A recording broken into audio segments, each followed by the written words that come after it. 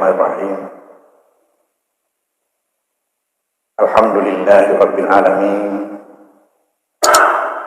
Wassalatu wassalamu ala asyrafil anbiya'i wal mursalin Sayyidina Muhammadin wa ala alihi wa ashabihi wa ajma'in. Alhamdulillah atas rahmat Allah Subhanahu wa taala,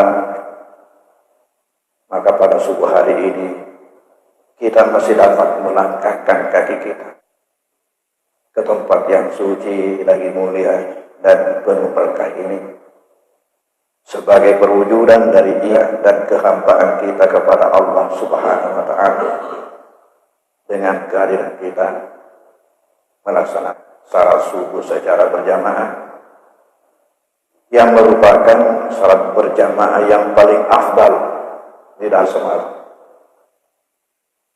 Sebagaimana sabda Rasulullah SAW yang maknanya apa yang menghadiri salat jamaah Isya maka ia dinilai salat setengah malam, tetapi pada hadiri salat jamaah subuh maka ia dinilai salat semalam suntuk atau semalam penuh. Kalau yang lainnya itu hanya secara umum itu bahwa salat berjamaah lebih afdal daripada salat sendirian dengan 27 kali kelipatan. Oleh karena itu saya sering sampaikan kepada jamaah bahwa kata Anda tidak bisa menghadiri salat berjamaah dalam sehari semalam kecuali hanya satu salat, maka subuhlah yang pilihan kita. Subuhlah yang harus menjadi pilihan kita. Alhamdulillah, syukurlah kita yang bisa bangun demi iman kita kepada Allah Subhanahu wa taala.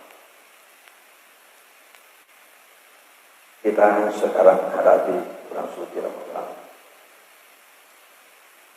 di mana ada amalan yang wajib kita lakukan selain daripada bulan yang lain, yaitu puasanya 1 bulan penuh. Di samping itu ada sunat yang dianjurkan sallallahu alaihi wasallam, yaitu salat tarawih. Di samping itu memperbanyak baca Al-Quran.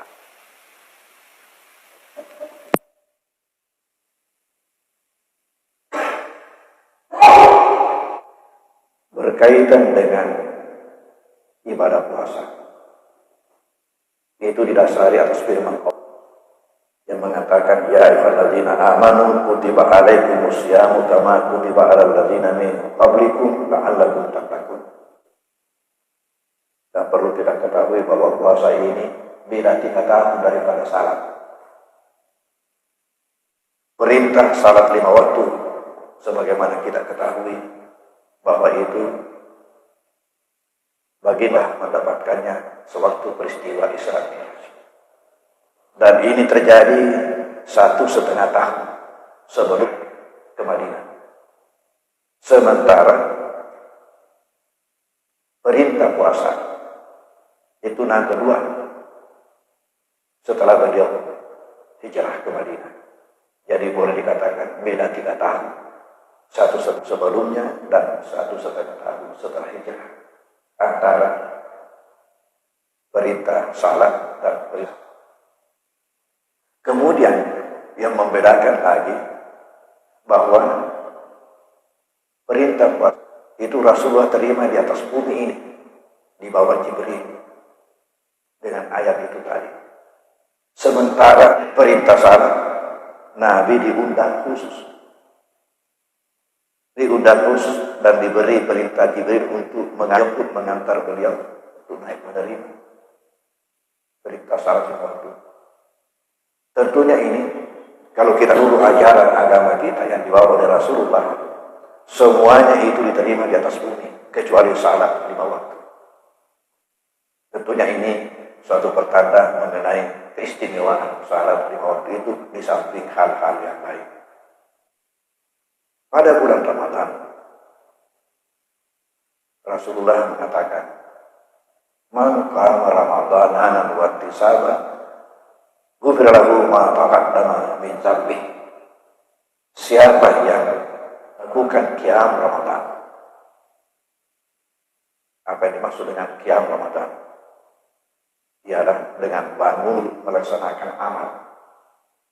Karena arti qiyam itu arti sebenarnya berarti berdiri. Yang mana yang dimaksud di sini ialah bangun untuk melaksanakan amal, terutama salat. Melakukan dengan cara membaca Al-Quran juga boleh, dengan zikir juga boleh, tetapi terutama salat. Man qama Ramadhan, siapa yang bangun beramal terutama pada bulan Ramadan imanan wa ihtisaban, atas dasar iman semata-mata kepada Allah, wa ihtisaban, tidak ada perhitungannya kecuali memohon ridha Allah Subhanahu wa taala. Apa kata Nabi? Ghufir lahu ma min dhanbi, yang mendapatkan ampunan atas dosa-dosanya yang terdahulu. Jadi berarti ini berfungsi pengampunan dosa 11 bulan sebelum Ramadan.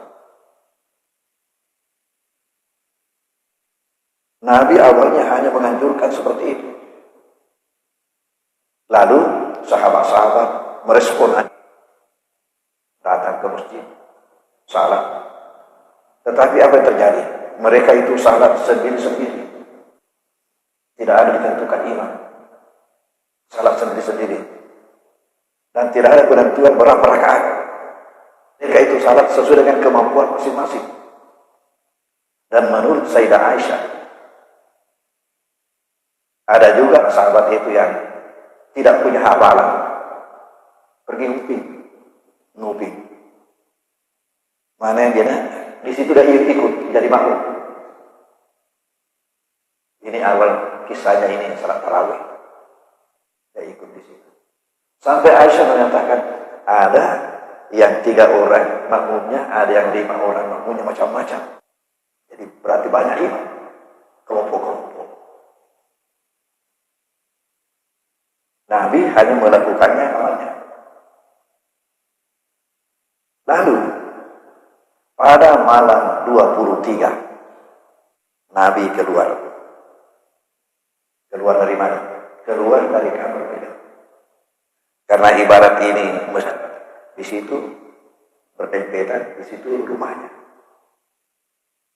Makanya di situ tinggal beliau itu, kuburan beliau itu. Kan kita di Madinah keluar di sini, baru jalan ke sana. Keluar, baru jalan ke sana. Di situ kemudian ada jendela-jendelanya itu, kuburan Rasulullah. Kuburan beliau itulah rumahnya dulu, waktu hidup. Itulah rumahnya dulu.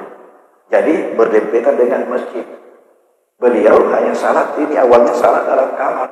Menganjurkan, melepaskan kepada sahabat-sahabat, kepada kaum muslimin jamaah untuk salat. Bebas. Saya mengatakan, ada yang jamaahnya 3 orang, ada yang 5 orang, macam-macam. Pada malam 23, beliau keluar, dan di situ pintunya. Dan dengan ini ada beliau mengatakan, afdalu salatil mar'i fi baitihi illal maktubah. Afdalnya salat seseorang itu adalah di rumahnya, kecuali salat fardu. Afdalnya salat seseorang itu adalah di rumahnya, tapi belum titik, kecuali salat fardu. Salat fardu afdalnya di masjid. Salat sunat yang boleh dilakukan di rumah itu lebih bagus di rumah. Tapi kalau kondisinya kurang kalau di masjid. Dan itu yang beliau lakukan. Sehingga ada kita ketemukan ucapan beliau itu kepada Bilal. Bilal, kalau kamu sudah melihat saya buka pintu, kamar apa? Mengapa? Karena sudah salah kamar. Di rumah beliau. Di rumah beliau. Oleh karena itu kita tidak menemukan masjid Rasulullah, karena dia kasih komando bilang, kalau kamu sudah melihat saya buka pintu, kamar apa? Karena sudah salah sunat di dalam kamar. Hadirin hadirat, marilah beliau keluar. hadis-hadis yang menyebutkan Rasulullah masuk masjid selalu keluar. Oleh karena itu bagi yang tidak mengetahui lapangan bingung, kenapa cerita keluar tadi masuk di masjid, padahal keluar dari kamar masuk. Maka langsung kumpul di belakang beliau. Beliau memimpin salat tarawih ini tidak disebutkan berapa rakaat. Yang disebutkan ialah lamanya salat. Dikatakan beliau memimpin sampai sepertiga malam. Yang berapa itu? Jam 10. Kita bagi, kalau dikatakan sepertiga berarti jam itu kita bagi 3. Masing-masing 4 jam. Berarti dari jam 6 sampai 10 itu 4 jam. Jam 10 sampai jam 2 itu juga. Jam 2 sampai jam 6 kembali itu 4 jam. Jadi berarti beliau memimpin salat sampai jam 10. Disebutkan berapa rakaat. Sudah itu beliau tidak lagi keluar.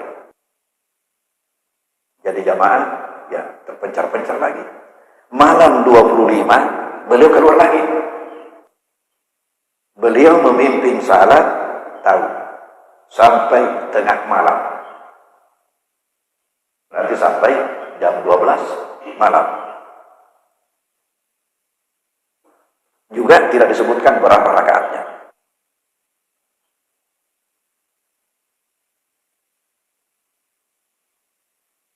Apakah jamaah tidak karena malam sebelumnya hanya sampai jam 10, kok ini sampai jam 12? Yang anehnya ternyata jamaah tidak keberatan, tapi menantang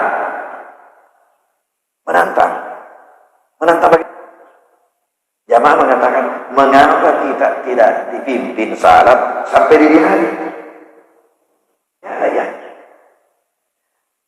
Coba kalau jamaah kita umpamanya sesudah dipimpin sampai jam 10 tiba-tiba malam sampai jam 12, ya mungkin nada aja lain. Mungkin mereka mengatakan, mengapa tidak sama saja malam lalu lebih panjang, tapi ini lain, mengapa kita tidak dipimpin sampai dini hari?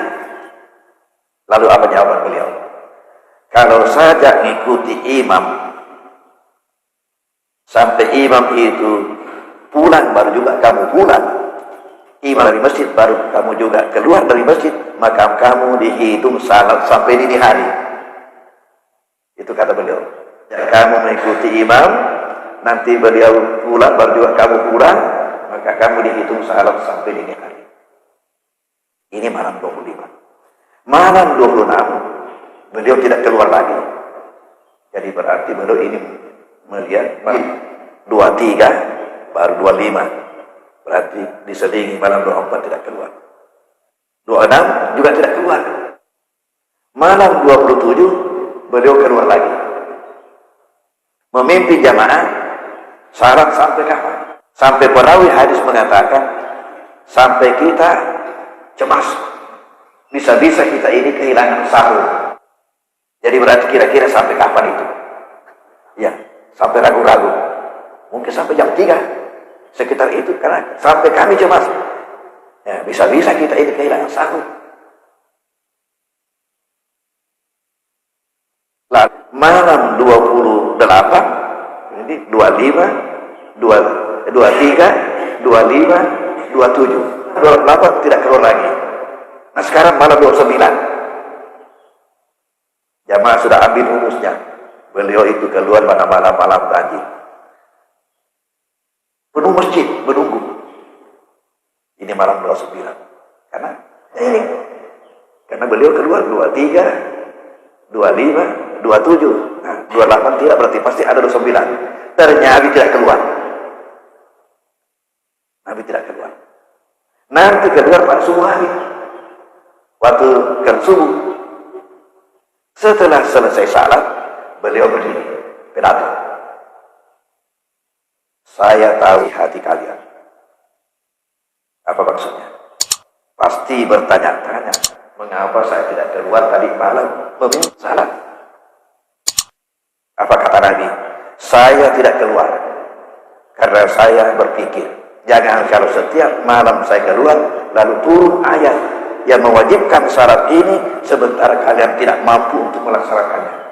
Jadi pacirit nana nabi takut mana nasabar kalian teruk dan pimpin kita masih banyak tarawih karena dikhawatirkan sampai kalau beliau ini kan salat sunat, tapi jangan sampai kalau selalu beliau keluar memimpin lalu turun ayat yang mewajibkan syarat ini sampai kalian tidak mampu untuk melaksanakannya. Dan sejak itu Nabi tidak pernah lagi keluar sampai beliau wafat. Jadi jamaah kembali lagi pecah-pecah. Kemudian beliau wafatkan oleh Sayyidina Abu Bakar 2 tahun. Beliau juga tidak memimpin. Tetap begitu. Terpencah-pencah orang salah. Sampai Abu Bakar wafatkan oleh Sayyidina Umar sebagai khalifah. Begitu juga. Tapi beliau sebagai khalifah, beliau suatu malam melihat ini kok kurang cantik ini kalau begini caranya orang salah. Lebih baik barangkali kalau saya imam untuk memimpin sehingga mereka menyakiti. Begitu yang dipikirkan pada malam itu ketika melihat orang ya ini kelompok-kelompok. Besoknya sudah jadi keputusan dipanggillah 3 orang. Yang pertama dipanggil Ubayy bin Ka'ab, Ahmad Hafid Ubayy bin Ka'ab. Yang kedua Tamim Ad-Dari. Yang ketiga Sulaiman bin Hasmah. Ini 3 orang. Apa kata beliau Sayyidina Umar kepada Ubayy? Tugasi Anda untuk memimpin laki-laki salat tarawih. Waktu itu belum bernama salat tarawih, masih namanya Qiyamul Ramadan, salat qiyam. Ini laki-laki. Tamim Ad-Dari, saya tugasi Anda untuk memimpin salat. Sulaiman bin Hasmah ini adalah cadangan kalau ada. Cadangan.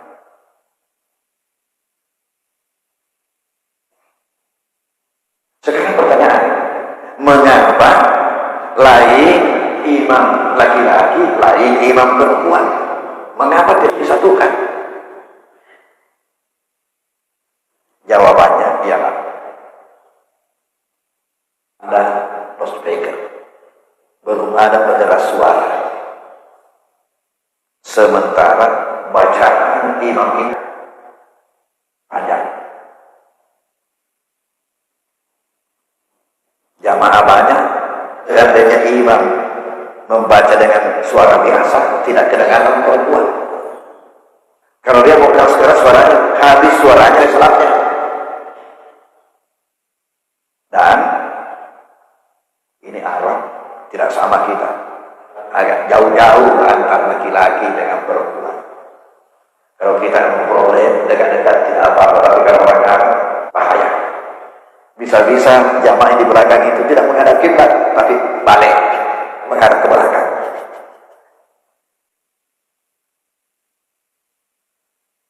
Ada hal-hal yang Nabi sampaikan itu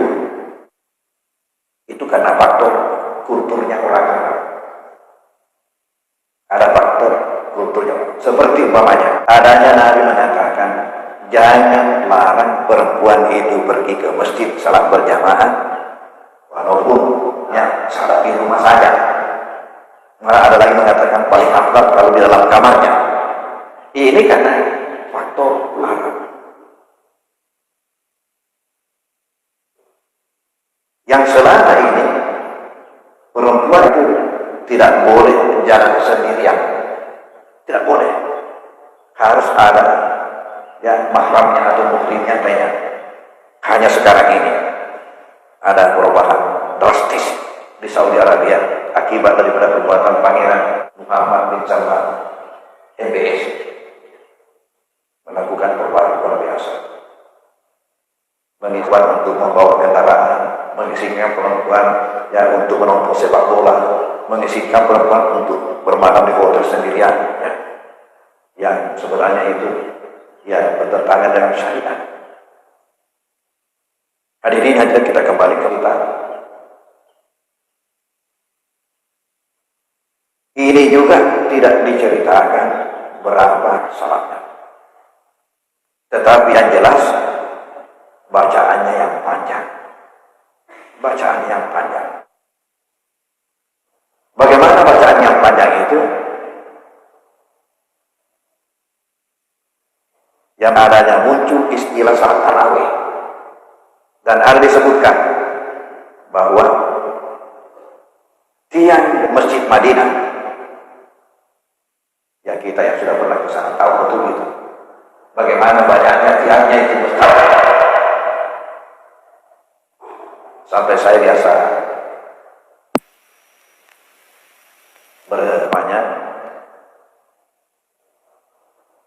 bersedero mengatakan, kalau kamu mau jamaah haji atau jamaah umrah, cukup kamu mengatakan, tolong hitungkan saya tiangnya Masjid Madinah selesai. Kalau kecala-cala jamaah itu ini kan garis siaga hadirin Masjid Madinah. Nah, dalam hal salat tarawih disebutkan bahwa tiang-tiang Masjid Madinah begitu semuanya berbunga-bunga kali. Kenapa banyak kali? Ini disiapkan oleh orang-orang tua, yang kalau sudah sulit untuk naik berdiri, maka itu tali dipakai. Di mereka orang-orang tua itu yang sudah sulit untuk naik kembali berdiri setelah selesai sujud, itu cari posisi di tiang, pasang tali untuk tempatnya itu bergantung apabila dia mulai. Karena begitu lamanya apabila salat. Dan dia tiang ikutkan tongkat, tekan itu sudah pacoy. Nah tulak keni, narik ke sujud, naik ke ketok. Sebegitu perhatiannya untuk ibadah, luar biasa. Dan di sinilah istilah tarawih. Setelah selesai salat 2 rakaat, berzikir-zikir dulu. Satu. Karena namanya berdiri. Nah, kondisi inilah yang sebenarnya disebut tarawih. Artinya refleksi. Dan disebut salat refleksi. Kalau diartikan dalam bahasa kita, kenapa? Karena lamanya kan salat lamanya berdiri. Bayangkan dikatakan bahwa dibaca itu sekitar 200 ayat. Coba. Kalau kita kan hanya 1-2 ayat dibaca. Ini dibaca 200 ayat.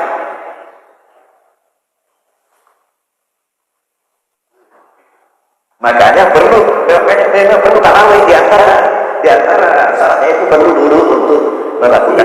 Nah, dari sini muncul istilah salat tarawih. Makanya dalam hadis Nabi tidak ada sama sekali menyebut tarawih. Oleh karena itu kita tidak heran kalau ada kelompok mengatakan tidak ada itu salat tarawih. Kan kalau mau terikat dengan istilah, karena Nabi tidak menggunakan itu. Istilah itu nanti di belakang muncul setelah ini, setelah melakukan salat tarawih secara berjamaah.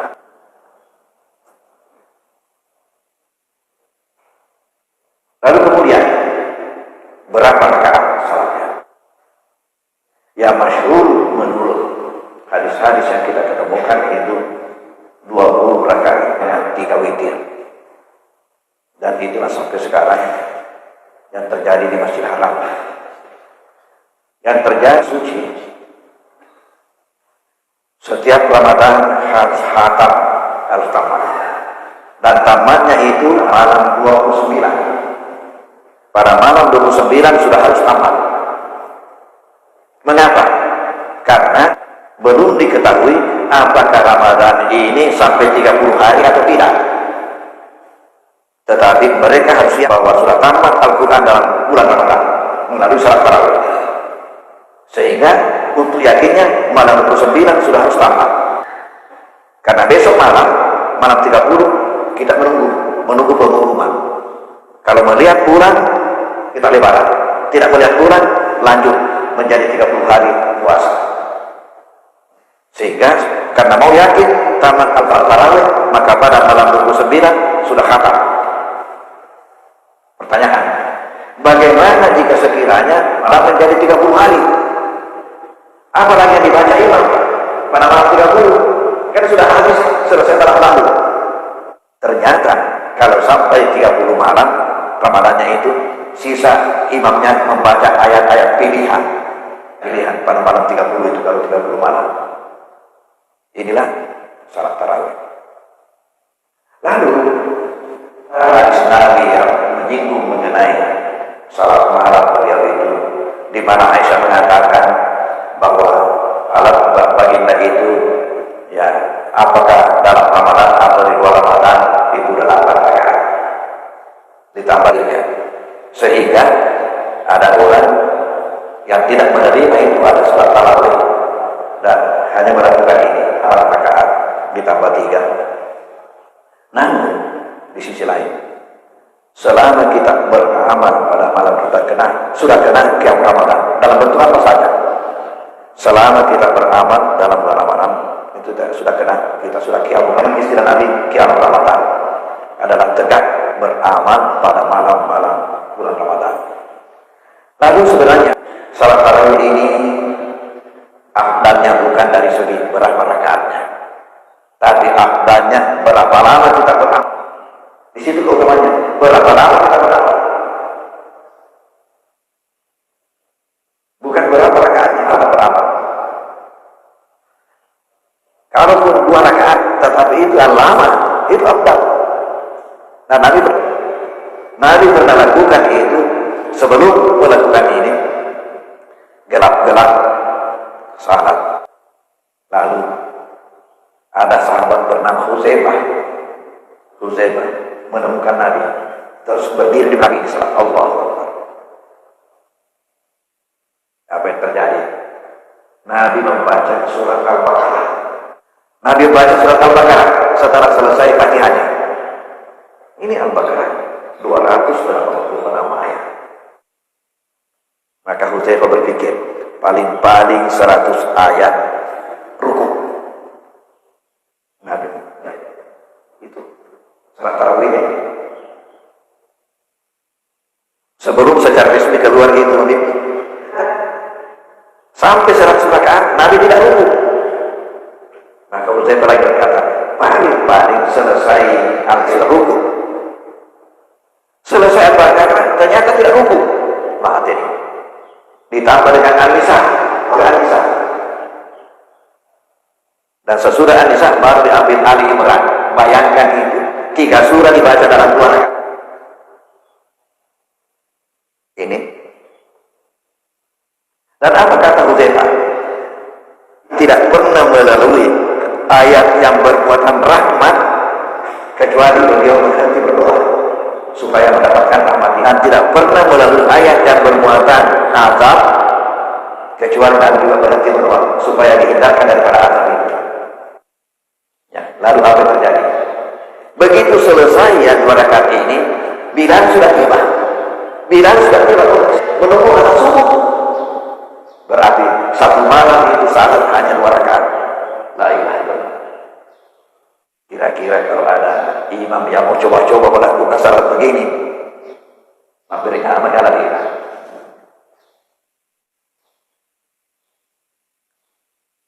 Lalu inilah yang diwarisi sampai sekarang itu di tanah suci dengan 20 rakaat ditambah 3. Imam Malik mengatakan di Madinah tidak cukup itu kalau hanya 20 rakaat. Ya, karena setiap 4 rakaat di Mekah waktu itu lagi tawaf, baru sambung lagi. Imam Malik mengatakan tidak ada tawaf kita di Madinah. Jadi beliau ganti tawaf itu dengan 4 rakaat. Akhirnya salat tarawihnya Imam Malik 36 rakaat. Salat tarawihnya Imam Malik 36 rakaat. Menjadi 39 semuanya. Hadirin hadirat, setelah pemerintahan Saudi ini disamakan saja antara Mekah dengan Madinah. Itulah yang sampai sekarang. Yang penting jangan sia-siakan bulan Ramadan ini. Jangan sia-siakan. Isilah sebanyak-banyaknya dengan amal apa saja yang kita bisa lakukan. Dengan salat oke, dengan bacaan Quran oke, dengan itikaf oke, di samping kebaikan-kebaikan yang lain. Saya kira inilah bahasan ini berkaitan khusus dengan salat tarawih. Mudah-mudahan ada berkahnya buat kita semua. Wallahu a'lam bishawab. Bismillahirrahmanirrahim. Alhamdulillah sallallahu alaihi wasallam. Allahumma anfa'na bima 'allamtana wa 'allimna ma yanfa'una warzuqna ilman yanfa'una wa sallallahu ala sayyidina Muhammadin wa alihi wasallam. Amin. Al-Fatihah. A'udzubillahi minasy syaitonir rajim. Bismillahirrahmanirrahim. Alhamdulillahi alamin arrahmanirrahim maliki yaumiddin. Iyyaka na'budu wa iyyaka nasta'in. Ihdinas siratal ladzina an'amta 'alaihim ghairil maghdubi 'alaihim waladdallin. Amin. Wassalamualaikum warahmatullahi wabarakatuh.